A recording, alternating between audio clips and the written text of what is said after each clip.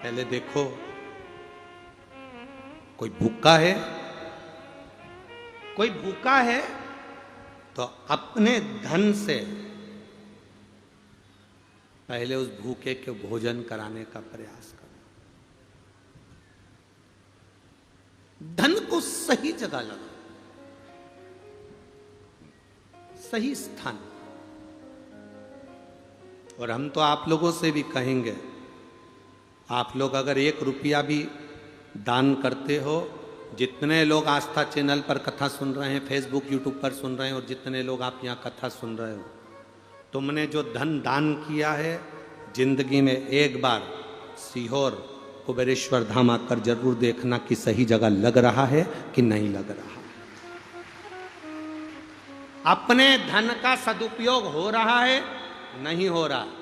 गौ माता ठाठ से रह रही कि नहीं रह रही, पंखे लगे कि नहीं लगे, गौ माता का स्नान हो रहा कि नहीं हो रहा, गौ माता चारा हरा खा रही कि नहीं खा रही।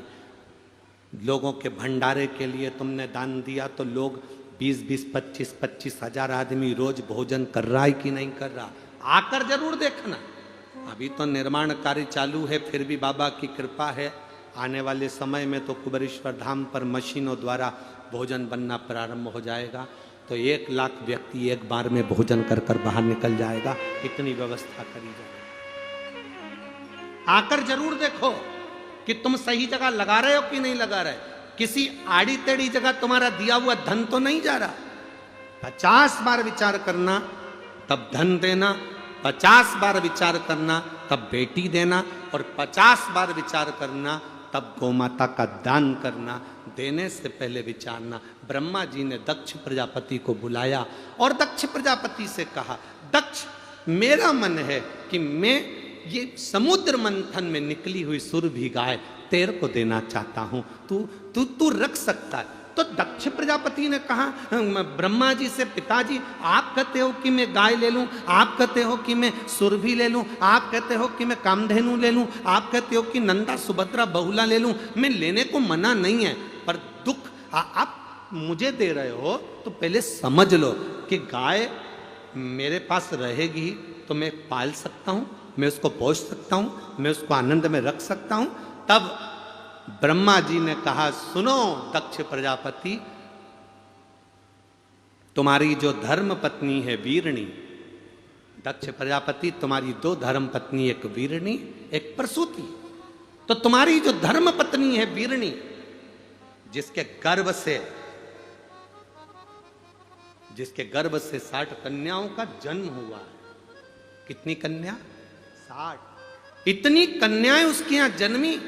जब वो अपनी एक एक लड़की को इतने प्रेम से संभाल सकती है, एक मां अपनी एक एक बेटी से इतना प्रेम करती है जितना वो अपने बेटे से नहीं करती, तो मेरा विश्वास कहता है कि दक्ष प्रजापति तुम्हारी धर्म पत्नी वीरणी इस गौ माता को अपनी बेटी मानकर पाल पोस कर बड़ा कर सकती है, इसको संभाल सकती है।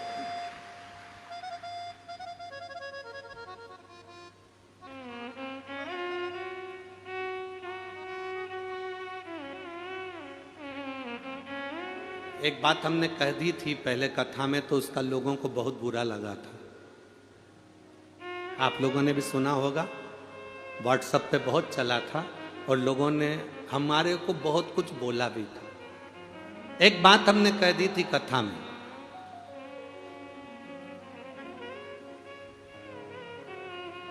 आज फिर बोलेंगे तो लोग फिर चालू हो जाएंगे, पर हमारी भी आदत है, बोले बिगड़ रहते नहीं है। जो बात पहले कही थी आज फिर कह रहा है।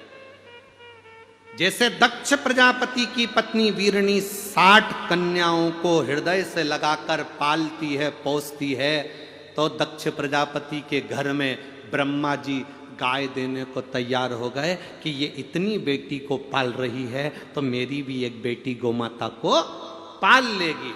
हमने एक बात पहले कह दी थी कि आपकी बेटी का विवाह ऐसे घर में करना जिस घर में पहले से बहन बेटियां हो, तो बेटी देना जिससे उस मां को मालूम पड़े कि बेटी का दर्द क्या होता है।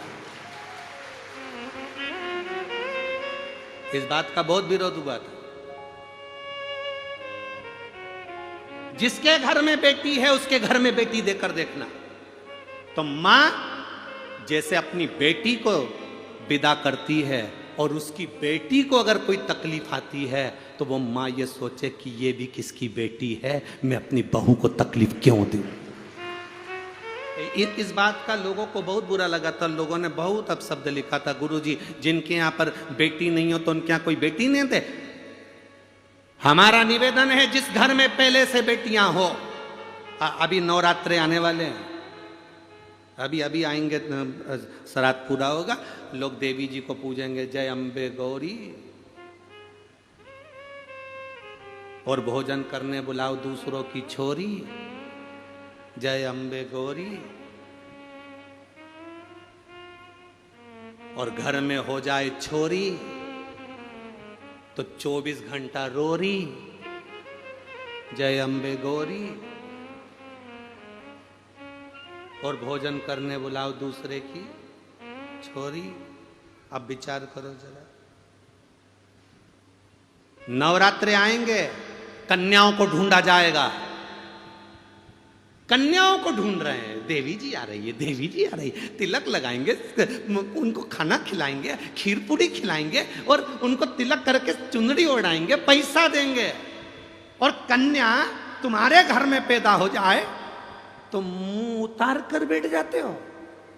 जरा विचार करना, नवरात्रे में कन्या को भोजन कराने से पहले संकल्प लेना कि मेरे घर में भी एक बेटी होना जरूरी है। नवरात्रे में कन्या पूजन करने से पहले संकल्प लेना, हे देवी मैया हमारे घर में भी एक बेटी जरूर देना, एक बेटी का जन्म हमारे घर में जरूर देना। तो यह कथा क्या गलत कह रही है? अब तुम्हें कोई गलत बात लगी क्या इसमें? फिर भी लोगों ने कह दिया जिनके यहाँ बेटी नहीं हो तो उनके लड़का लड़की ना देवे। निवेदन, जिसके घर में बेटी होती है उसके घर में अगर कोई माता पिता अपनी बेटी की शादी करते हैं, जब उसकी बेटी विदा होती है तब माँ को मालूम पड़ता है कि बेटी का दर्द क्या होता है। जब तुमसे कोई दहेज मांगेगा तब मालूम पड़ेगा कि दहेज देना कैसा होता है। सामने वाले से तो कह दिया 50 बाराती आएंगे, अच्छे से खिलाना, डिनर सेट देना, ये सेट देना, वो सेट देना। जब तुमसे कोई मांगेगा तब मालूम पड़ेगा कि बेटी का देने का दर्द क्या होता है। जब तुम किसी की बेटी को, अगर थोड़ा सा तुम्हारी बेटी को दुख होगा तो तुम्हारे घर में जो बेटी है, बहू है, तुम जान पाओगी कि मेरी घर में भी किसी की बेटी रहती है। अगर मैं अपनी बेटी को सुखी देखना चाहती हूं तो पहले मैं अपने घर की बहू को सुखी रखूंगी, तब मेरी बेटी सुखी रहेगी। हम सुधरेंगे, बोलो जम के बोलो रे जरा, हम सुधरेंगे। इतने धीरे बोलोगे तो कभी नहीं सुधरेगा, जरा दम से तो बोलो, हम सुधरेंगे युग सुधरेगा। हम बदलेंगे, कब सुधरोगे? बस फिर तो युग सुधरा है, अपने को क्या टेंशन। हम सुधरें बस, हम हमारे घर में एक नियम बना लें कि मैं अपनी बहू को अच्छे से रखूंगी, तो ये मेरा विश्वास कहता है मेरी बेटी कहीं पर भी रहे उसकी सास अच्छे से रखेगी, ये पक्का, उसकी सास भी अच्छे से रखेगी। एक माता पिता से पूछो कि बेटी का दर्द क्या होता है। कोख में पाल पोस कर बड़ा करा, और वो बेटी ब्याह करने के बाद अगर दुखी हो जाए तो माँ बाप से पूछना कि उसका दिल कितना रोता है।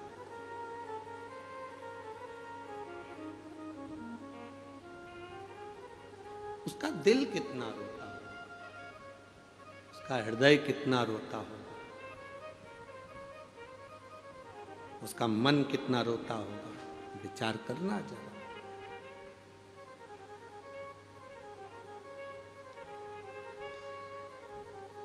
शिव कथा कह रही, भगवान शंकर का संवाद कर रहा है। ब्रह्मा जी ने कहा तुम्हारी पत्नी वीरणी जब अपनी इतनी लड़कियों को पाल सकती है, श्रृंगार कर सकती है, पोष सकती है, तो मेरा विश्वास करता है कि तुम्हारी पत्नी वीरणी गाय को भी बेटी मानकर उसको अपने पास रख सकती है और गौ माता की सेवा कर सकती है। दे दो। दक्ष प्रजापति ने कहा, मैं अपनी धर्म पत्नी वीरणी से पूछना चाहता हूं, तुम्हें ये बेटी मिलेगी, तुम इस बेटी का सम्मान करोगी, आदर करोगी, सत्कार करोगी? तुम्हें सुरभि कामधेनु गाय मिल रही है, तुम इस बेटी का आदर करोगी? वीरणी को बुलाया गया और वीरणी ने आते से ही जब गौ माता को देखा, सुरभि को देखा, कामधेनु को देखा, इतनी सुंदर सुरभि गाय, इतनी सुंदर कामधेनु। अब सुरभि कामधेनु थी, सुरभि का एक भाव था कि वो अपने स्त्री स्वरूप में आ जाती थी। सुरभि की सबसे बड़ी बात यह थी कि उससे जो मांगा जाता था कामधेनु गाय से, वो दे देती थी। किसी ने भोजन मांगा, दिया, सेना मांगी, दिया, कुछ मांगा, दिया। और कभी वो सुरभि, वो कामधेनु, वो अपने स्त्री स्वरूप में दो चोटी बांधकर, सुंदर स्त्री का स्वरूप, हाथ में ग्रास लेकर, एक हाथ में कमल का फूल लेकर, दूसरे हाथ में उसने ग्रास रख रखा है, एक हाथ में कमल का फूल रख रखा है, तीसरे हाथ में कमंडल रख रखा है, चौथे हाथ से वो आशीर्वाद दे रही है। ऐसी सुरभि माँ, ऐसी माँ कामधेनु अपने स्त्री स्वरूप में आ जाती थी। तो माँ ने देखा, वीरणी ने देखा, इतनी सुंदर बेटी अगर मुझे मिल रही है तो मेरी 60 बेटियों के साथ ये बेटी भी मेरे लिए पूजनीय होगी और इसको मैं पाल पोस कर बड़ा करूं। ये बेटी मुझे दो। वीरणी देखते से ही ब्रह्मा जी से कर रही है, ये गौ माता मुझे दे दो, ये सुरभि मुझे दे दो, मेरी बेटियों में ये बेटी शोभायमान होगी, इस बेटी की शोभा होगी। छोटी सी सुरभि माँ, छोटी सी कामधेनु गाय, छोटी सी बेटी आज वीरणी लेकर चल दी। धीरे धीरे धीरे धीरे उसको बड़ा करने लगी, बड़ा कर, धीरे धीरे बड़ा कर रहे। जैसा लाड़ अपनी बेटियों से लड़ाती है, वैसा लाड़ अपनी सुरभि से लड़ाती है, बिल्कुल बेटी जैसी, बेटी की तरह। एक स्त्री के स्वरूप में वो कामधेनु रह रही है, वो बेटी के स्वरूप में वो सुरभि रह रही है। बिल्कुल सुंदर, छोटी सी, लहंगा पहनी, चोली पहनी, बिंदी लगाई, कानों में कुंडल पहनी, गले में माला पहनी, सुंदर आनंद में। और जिस घर में बेटियों की किलकारी गूंजती है, उस घर में यमराज की गदा कभी नहीं गूंजती है। बेटियों की किलकारी गूंजना चाहिए। घर में अगर बेटी जन्म ले तो बेटे के जन्म से ज्यादा उत्सव बेटी के जन्म का मनाना, क्योंकि बेटा एक कुल को तारता है और बेटी 2 कुल को तार कर चलती है। बेटे के